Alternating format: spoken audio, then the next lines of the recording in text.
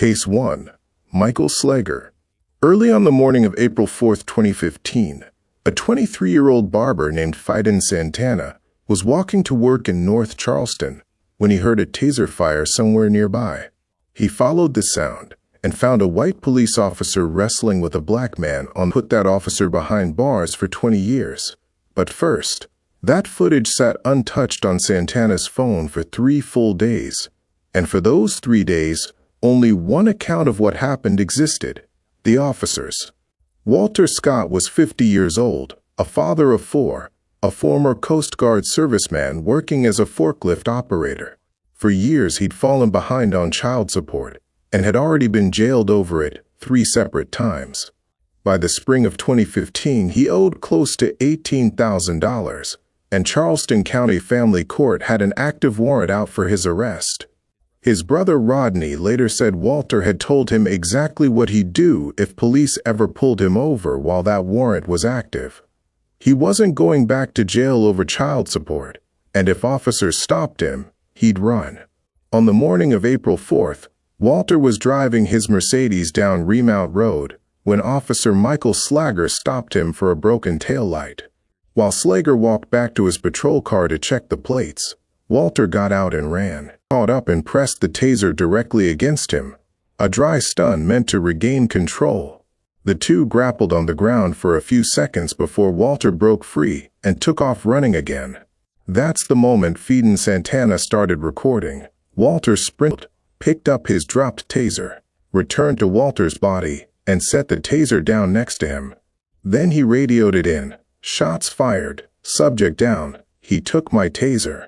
That became the official version, repeated to every responding officer and the police chief. Walter had grabbed his taser during the struggle, pointed it at him, and Slager feared for his life and fired until the threat stopped.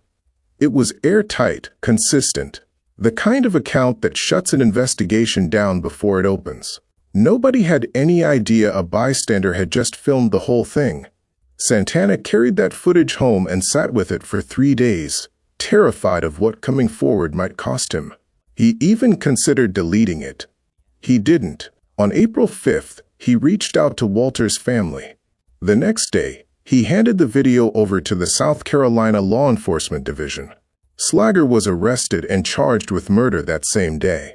His lawyer dropped the case almost immediately once the footage went public, and on April 8th, Slager was fired. His murder trial opened in November 2016 in Charleston County.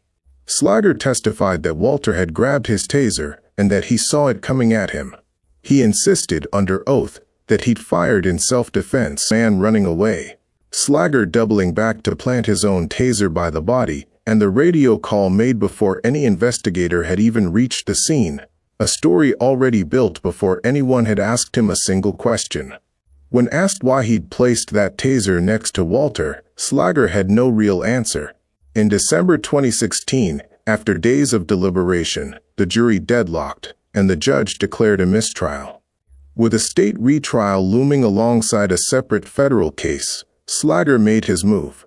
On May 2, 2017, he pleaded guilty in federal court to violating Walter Scott's civil rights, and in exchange, the state agreed to drop the murder charge for good. While he awaited sentencing, he was held in a cell block next to Dylan Roof, the man sentenced to death for the 2015 Charleston Church Massacre. At the federal sentencing hearing on December 4, 2017, before Judge David Norton, Fiden Santana took the stand one more time and repeated what he'd always said. Walter never went for that taser. He was simply trying to get away. Sentencing guidelines called for 10 to roughly 13 years. Slager's attorneys asked for less. Judge Norton refused, ruling that what Slager had done amounted to second-degree murder and sentenced him to 20 years in federal prison. Walter Scott's family later won a $6.5 million settlement from the city of North Charleston.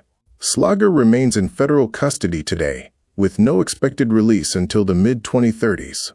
If you want more cases broken down like this, Daily Crime Archive posts a new one every week. Hit subscribe before we continue.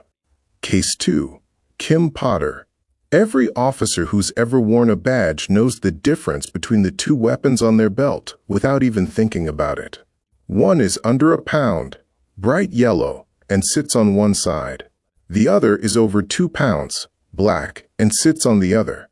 On April 11, 2021, a 26-year veteran of the Brooklyn Center Police Department reached for one and pulled the other instead.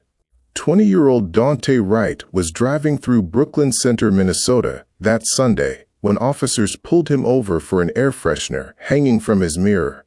He was already on the phone with his mother when the lights went on behind him. She told him to take the air freshener down and offered to call the officers herself to sort out the paperwork. She never got the chance. Daunte had a history with police going back to a 2020 incident in Minneapolis, where he'd fled officers and was later found carrying a firearm without a permit. He missed his court date on that charge, which left an active warrant hanging over him. The same warrant that turned this routine stop into an arrest attempt. When officers ran his information and the warrant came back, they told him to get out of the car. As they moved to cuff him, he pulled away and climbed back into the driver's seat. Officer Kim Potter rushed to the window, announced she was drawing her taser, and pulled her Glock instead. She shouted "taser" 3 times and fired once. The bullet hit Daunte in the chest.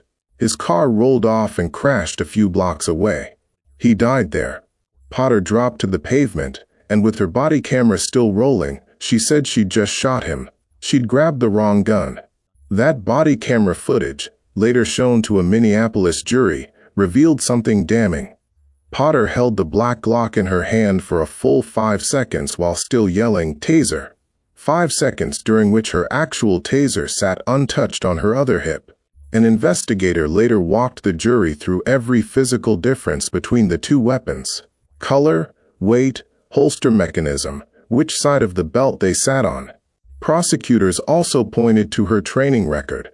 Brooklyn Center officers were required to test their tasers at the start of every shift, and Potter had only done 6 of her last 10. She'd been taser certified for 19 years. She knew the difference. She'd simply never confused them before. The police chief held a press conference the next day, calling it an accidental discharge, then resigned 2 days later. Potter resigned that same day, without waiting to be fired. Protests broke out across Brooklyn Center almost immediately, made worse by the timing. The city was just 9 days from a verdict in the Derek Chauvin trial over George Floyd's death, and Daunte's killing landed in the middle of an already tense national moment. Potter was arrested April 14th and charged with second-degree manslaughter, later upgraded to include first-degree as well. Jury selection began November 30th, 2021, in Hennepin County before Judge Regina Chu. Prosecutors argued that a 26-year veteran and certified training officer with 19 years of taser experience couldn't credibly claim this was a reasonable mistake. It was negligence, plain and simple. The defense countered that in a chaotic, high-stress arrest, her muscle memory simply failed her, and that she genuinely believed she'd reach for her taser to protect her fellow officers. On cross-examination, the prosecutor walked Potter through photo after photo, making her confirm out loud how different the two weapons looked. The jury deliberated roughly 27 hours across 4 days, before returning a guilty verdict on both manslaughter counts on December 23, 2021. On February 18, 2022, Judge Chu sentenced her to 2 years in prison, a $1,000 fine, 2 years of supervised release, and 200 hours of community service. Brooklyn Center later settled with Daunte's family for $3.25 million and agreed to reform its traffic stop policies. Potter served 16 months, was released before dawn from the Shakopee facility on April 24, 2023, the early hour chosen for security reasons, then finished her supervision in Wisconsin, ending in December 2023. She's no longer under any form of supervision, and she's no longer a police officer. Case 3, Aaron Dean. 2:30 in the morning, Fort Worth, Texas. Inside a house on East Allen Avenue, a woman and her 8-year-old nephew are still up playing video games. The front door is open. They'd burned dinner earlier and left it that way to clear the smoke. A neighbor spots the open door and calls a non-emergency line for a welfare check. 2 officers respond. One walks around to the backyard without knocking, without announcing himself, shines a flashlight through a rear window, and fires.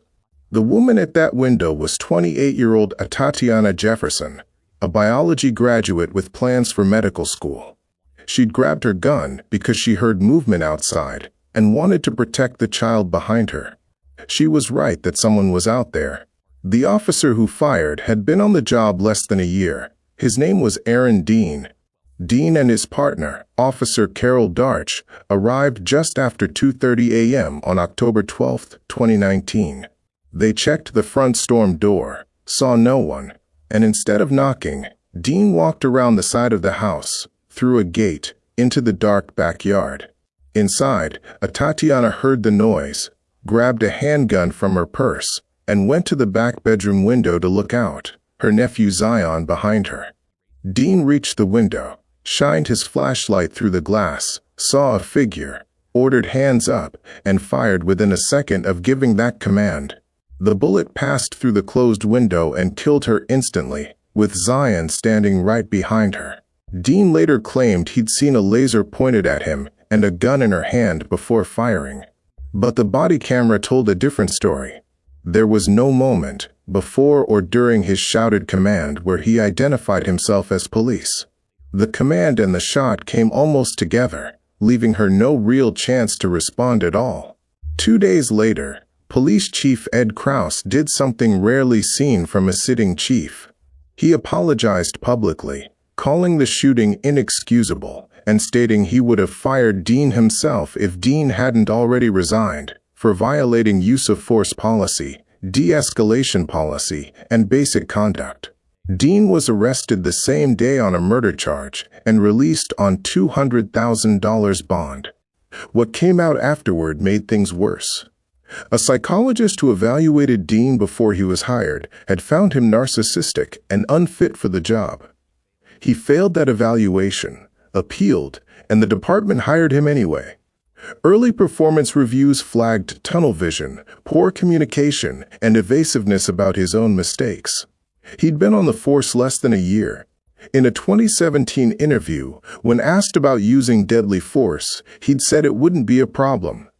A Tarrant County grand jury indicted him on murder December 20, 2019, but the case stalled for nearly 3 years. The pandemic, the death of his lead attorney, and repeated delays. Dean stayed free on bond the entire time. The trial finally began December 5, 2022.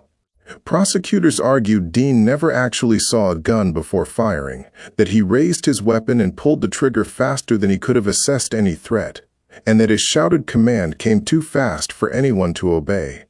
The defense insisted he'd seen an armed silhouette with what looked like a laser and reacted exactly as trained. Dean testified on day 4, crying as he described the shot and again describing walking inside afterward and seeing a child in the room with the woman he'd killed. After 13 hours of deliberation, jurors convicted him not of murder, but manslaughter. 5 days and another 13 hours later, they sentenced him to 11 years, 10 months, and 12 days. He was taken into custody immediately. His appeals failed at every level, including the U.S. Supreme Court, which declined to hear the case on October 7, 2024. Atatiana's family says he never apologized, not after his arrest, not after the verdict, not after sentencing. He's currently in a Texas prison. The stretch of road outside that house is now named the Atatiana Jefferson Memorial Parkway. Case 4. Amber Geiger. For 2 months, Botham Jean and Amber Geiger lived in the same building without ever once speaking. He on the 4th floor, she directly below on the 3rd. On September 6, 2018, that changed. After a 13.5-hour shift, Amber came home, parked on the wrong level of the garage, and walked to the wrong door. The identical layout of the units meant she had no idea she wasn't home. The door was unlocked.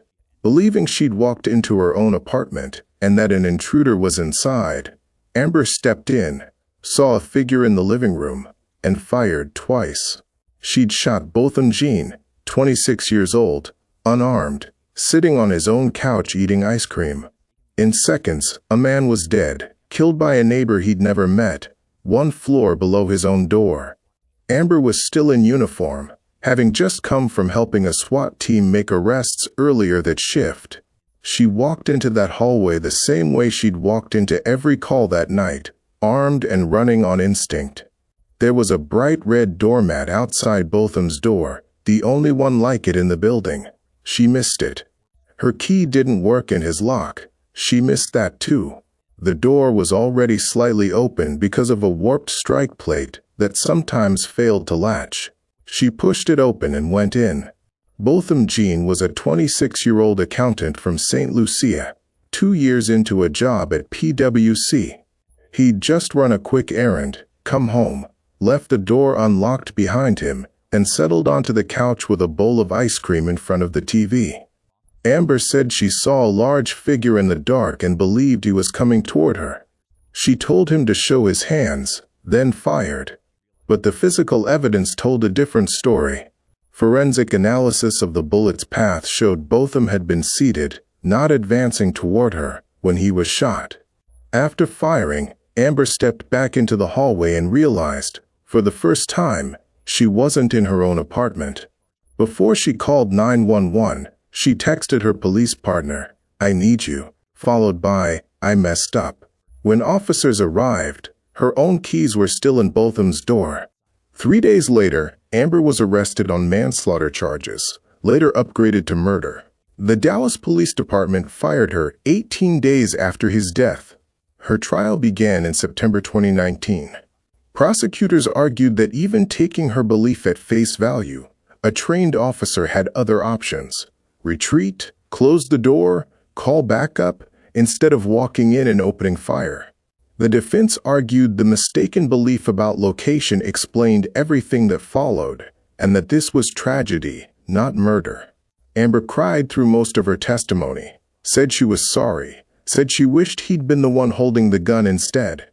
After 5 hours of deliberation, the jury convicted her of murder on October 1, 2019, and sentenced her to 10 years. Her appeals failed at every level, including the Texas Court of Criminal Appeals in March 2022. On September 29, 2024, what would have been Botham's 33rd birthday, she became eligible for parole. Prosecutors opposed it. More than 6,000 people signed a petition against her release, and on October 10th, the board denied parole.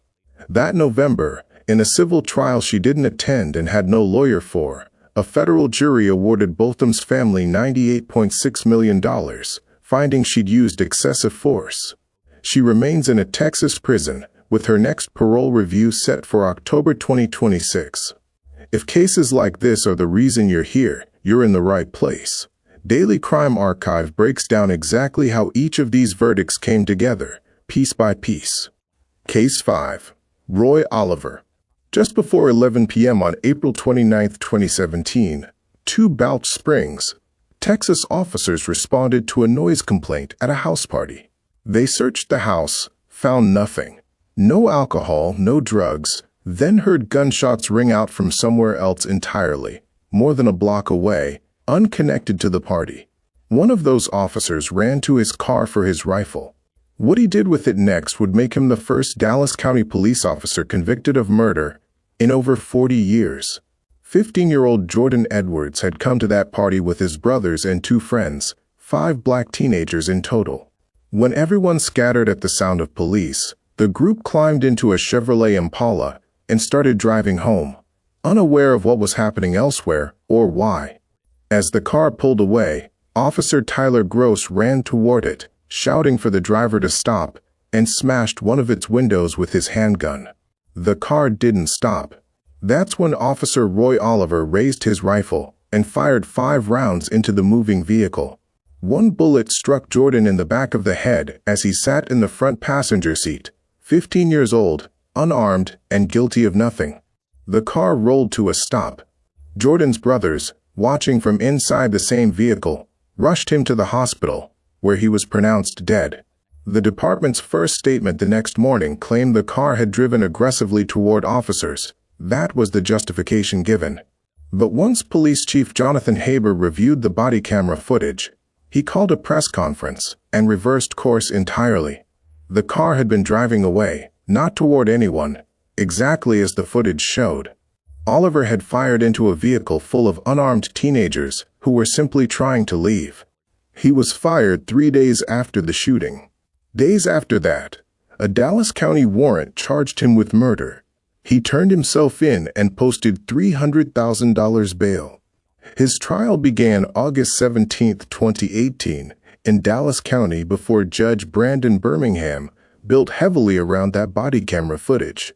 Even his own partner, Tyler Gross, who'd been standing closer to the car, testified that he never feared for his life, never believed deadly force was warranted, and never fired his own weapon.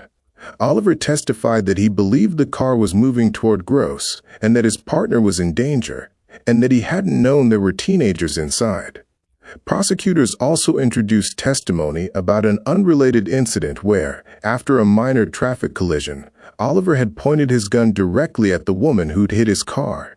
Witnesses called him enraged and hostile, arguing it showed a pattern rather than a single lapse. After roughly 15 hours of deliberation, the jury convicted Oliver of murder on August 28, 2018, the first on-duty murder conviction of a Dallas County officer in more than 40 years. Prosecutors asked for 60 years at sentencing. Oliver's mother asked the jury for 5, saying her grandson needed his father. Jurors settled on 15 years and a $10,000 fine. His appeals were denied at every level. In April 2023, a federal civil jury found he'd acted with malice and awarded Jordan's family $21.6 million, also ruling he wasn't entitled to qualified immunity. Oliver became parole eligible in February 2026, but was denied that March. His next review is set for 2027. Case 6. Jason Van Dyke. On the night of October 20, 2014, an officer stepped out of his patrol car on a Chicago street. 6 seconds later, he opened fire, 16 rounds in all, and he was already reloading when his own partner stopped him. For the next 13 months, the city fought in court to keep the video of what happened from ever reaching the public. That night began with a 17-year-old named Laquan McDonald walking erratically down the middle of South Pulaski Road, carrying a small folding knife. Laquan had been born in 1997 to a teenage mother who couldn't care for him, and by age 3 he was already a ward of the state, cycling through foster homes and relatives for the next 14 years, experiencing neglect and repeated stints in juvenile detention. But by the summer of 2014, things were turning around. After losing the great-grandmother who'd raised him, he'd moved in with an uncle and enrolled in an alternative school, where his principal described him as outgoing and upbeat, someone who never missed a day and talked about playing basketball. 2 months later, he'd be dead. That night, officers responded to a call about a teenager breaking into cars in a trucking yard and found Laquan carrying that knife. He'd already slashed a tire and scratched a windshield. Roughly 10 officers surrounded him at a distance for several minutes, waiting for backup and taser-equipped units, without a single shot fired. Then Jason Van Dyke arrived, a 14-year veteran, 36 years old. He got out of his car and within 6 seconds, opened fire. Dashcam footage shows Laquan walking down the road, veering away from officers. When the first bullet hits him, he spins and falls. Van Dyke keeps firing. 7 more rounds strike him on the ground. In roughly 15 seconds, Van Dyke emptied his entire magazine and had started reloading before his partner told him to stop. Laquan died at the scene at 17 years old. The police reports that night claimed Laquan had lunged at Van Dyke and injured him. None of it was true, and none of it matched the dashcam. That footage was downloaded within 24 hours, yet Van Dyke stayed on desk duty, still drawing a paycheck. In March 2015, Attorneys for Laquan's family warned the city the video contradicted every official account and that a witness had been intimidated. Weeks later, with no lawsuit filed and no charges brought, the city council quietly approved a $5 million settlement with his mother, on the condition the video stayed sealed. A freelance journalist sued to force its release. The mayor and the county's top prosecutor fought that lawsuit for months, arguing release would compromise the investigation. In November 2015, a judge ordered the footage released. Hours before it went public, the prosecutor charged Van Dyke with first-degree murder. The video came out November 24, 2015. The police superintendent was fired days later. 3 officers were charged with filing false reports to protect Van Dyke. All 3 were acquitted at a bench trial in 2019, though the police board separately fired 4 officers over the cover-up. Van Dyke's own murder trial opened in September 2018, before Judge Vincent Goffin. He testified that Laquan advanced on him with the knife raised, that his eyes were bugging out, that he'd ignored repeated commands. And when prosecutors pointed to the footage showing otherwise, Van Dyke told the jury the video simply didn't show it from his perspective. On October 5, 2018, the jury acquitted him of first-degree murder, but convicted him of second-degree murder, along with all 16 counts of aggravated battery. The first Chicago officer convicted of murder for an on-duty shooting in roughly 50 years. Prosecutors asked for 18 to 20 years. The defense asked for probation. The judge sentenced him to 6 years and 9 months. Van Dyke resigned facing decertification, and Illinois permanently revoked his police license. He was released in February 2022 after serving just over 3 years, less than half his sentence, under standard good behavior credit. He's currently free. Case 7. Mohammed Noor. At 11:27 p.m. on July 15, 2017, a woman named Justine Damond called 911 from her Minneapolis home, certain she could hear someone being assaulted in the alley behind her house. 22 minutes later, she was dead in that same alley. She'd heard what sounded like a woman screaming and called her fiancé first, who told her to call police. 8 minutes passed with no officers, so she called again. Then she called back a third time to say police had finally arrived, and hung up. A minute and 19 seconds later, she was shot. Justine, 40 years old, had trained as a veterinarian before becoming a life coach and yoga instructor. She'd moved to Minneapolis from Sydney to be with her fiancé Don, a wedding already booked for a month away. Officers Mohammed Noor and Matthew Harity arrived at 11:41 p.m. and drove slowly down the dark alley. Neither had a body camera on, and the dash cam caught nothing. What happened next exists only in the 2 officers' own accounts. A loud bang startled Harity, who reached for his weapon. Noor, in the passenger seat, looked up and saw a barefoot woman in a pink shirt near the driver's window, raising her arm. He fired a single shot across his partner, through the window, hitting Justine in the abdomen, a woman who had simply come outside to help police find the source of the screaming she'd reported. She never got the chance to say a word before he fired. She was pronounced dead at 11:51 p.m., 22 minutes after her first call. Noor never identified himself, never gave a warning. For hours, officers at the scene had no idea the dead woman in the alley was the same person who'd called 911 about it. A sergeant eventually matched her number from dispatch records and called it. It went to voicemail. Daunte Damond in Las Vegas at the time got 2 calls, one telling him Justine was dead, the next telling him a police officer had killed her.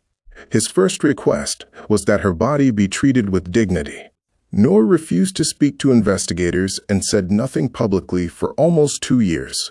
He was charged with second-degree murder, third-degree murder, and second-degree manslaughter in March 2018, turned himself in, and was fired. His trial opened in April 2019. On the stand, he described growing up on a farm in Somalia, coming to the U.S., and later becoming a police officer because he wanted to serve his community. He testified he'd heard the bang, seen fear on his partner's face, watched Harity fumble for his own weapon, then saw a raised arm at the window, and fired to stop what he believed was a threat. Harity, under questioning, admitted he'd feared an ambush too, but he never drew his weapon because he didn't believe it was necessary. After roughly 10 hours, the jury acquitted Noor of second-degree murder, but convicted him of third-degree murder and second-degree manslaughter on April 30, 2019, the first Minnesota officer ever convicted of murder for an on-duty killing. He was sentenced to 12.5 years that June. Days later, Minneapolis settled with the Damond family for $20 million, part of which the family agreed to donate to a gun violence fund. Damond's father separately sued both officers for $50 million over the missing body camera footage.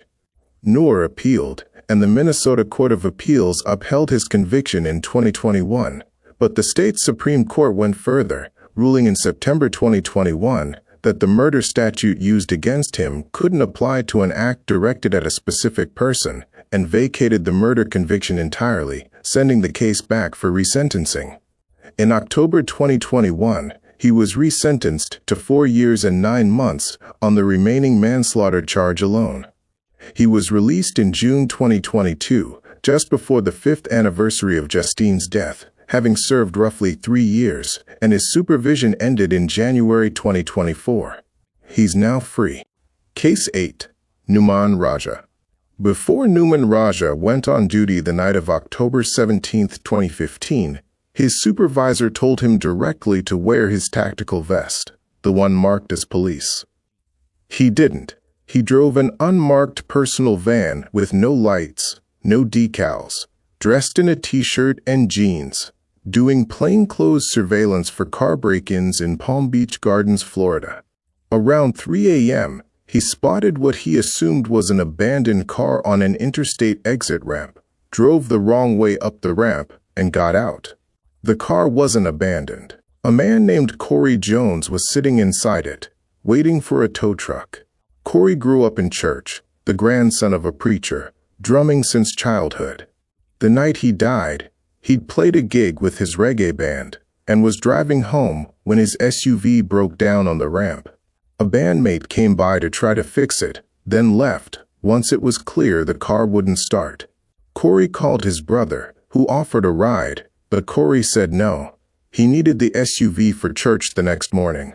He called roadside assistance and was placed on hold. Days earlier, he'd legally bought a handgun and had it with him that night, carried under a valid permit. While still on hold, Nouman Raja pulled up. Raja was a 7-year veteran, newly transferred to Palm Beach Gardens and still in his probationary period, also working part-time as a police academy instructor. Assuming the car was abandoned, he approached in the dark, without a badge, without identifying himself. What neither man knew was that the roadside assistance call was still recording every second of what followed. On that recording, Raja asks if Corey's okay, twice, then a third time, in a tone prosecutors later called sarcastic and confrontational rather than helpful. Corey says he's fine each time. Raja then shouts for him to raise his hands. Corey says to hold on.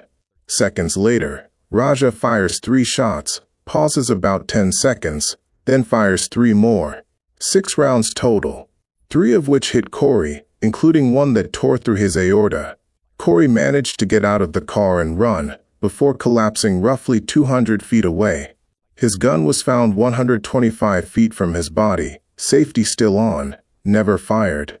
Raja called 911 on his own cell phone, loudly ordering an already dead man to drop a gun that was nowhere near him. Prosecutors argued he was performing for the recording. When investigators arrived, Raja claimed he'd identified himself and that Corey had pointed a gun at him. It might have worked, except Raja didn't know about the AT&T recording, which showed none of that was true. A 60-page investigative report concluded flatly that Raja had lied and that his approach to the vehicle had been reckless and grossly negligent. He was placed on leave immediately and fired that November. In June 2016, A grand jury indicted him on manslaughter by culpable negligence and attempted first-degree murder. He was held without bond, then placed on house arrest for 3 years while the case moved through the courts. His trial began February 26, 2019, the first Florida police officer to stand trial for an on-duty killing in roughly 3 decades. Prosecutors played the roadside assistance recording for the jury. The defense argued Corey had raised his gun first, creating real fear, and that the gap between Raja's account and the recording was trauma-driven memory distortion, not deception. On March 7, 2019, the jury convicted him on both counts. He was sentenced that April to 25 years, with prosecutors and Corey's family having asked for the maximum 30. His appeal was rejected in 2021, and he remains in prison. In February 2023, more than 7 years after Corey's death, Palm Beach Gardens settled the family's civil suit for $2 million. Case 9. Robert Olson. 26-year-old Anthony Hill had stopped taking his bipolar medication because of the side effects, expecting to see his VA doctor within the week. He never made it. Within days, he was in full crisis in the parking lot of his own apartment complex in Chamblee, Georgia, naked, disoriented. Neighbors called 911 for help. The officer who responded was carrying a gun, a taser, pepper spray, and a baton. Which one he chose to use is what ended Anthony's life. Anthony had served in the Air Force and deployed to a heavily attacked base in Afghanistan in 2010, coming home a year later, changed by things he rarely talked about. When screened for PTSD, he denied being wounded or witnessing casualties, so doctors initially found he didn't meet the criteria, a call that looked very different in hindsight. Months later, he was reporting anxiety and depression and was eventually diagnosed with bipolar disorder, put on medications that left him oversleeping and missing duty. He was medically retired from the Air Force in 2013 and moved to the Atlanta area, working to stay stable on his medication, until, in March 2015, intolerable side effects led him to stop taking it.